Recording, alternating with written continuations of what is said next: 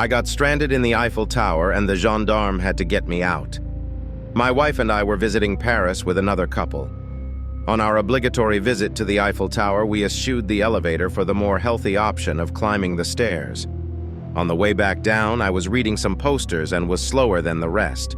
As I followed them onto a landing, through a gate and down into another set of stairs, I heard the gate latch loudly.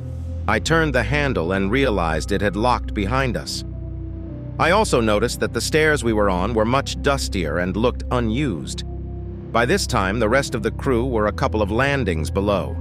When I got to the bottom, the gate was locked, and in front of it were a pile of postcard stands. As I rattled the gate, the lady in charge of the postcard souvenir shop, the unused gate was actually part of its back wall, came over to me with my wife in tow, who was pleading to the lady to let me out. The story was that we had come down a set of stairs that was no longer in use.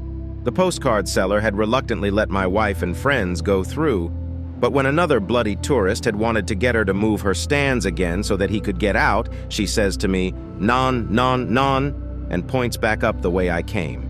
I tell her I can't, that it's locked, but she either doesn't understand or doesn't believe me. So I reluctantly trudge the 10 minutes back up and rattle the locked gate, then head down again and try to explain to the attendant and the now small crowd gathering around the postcard stands that I am locked in. The lady insisted that I go up and try again, but I knew that was futile, and try to explain this to her with schoolboy French and decidedly amateur mime. During this time, my wife had found a gendarme and dragged him over to the souvenir stands.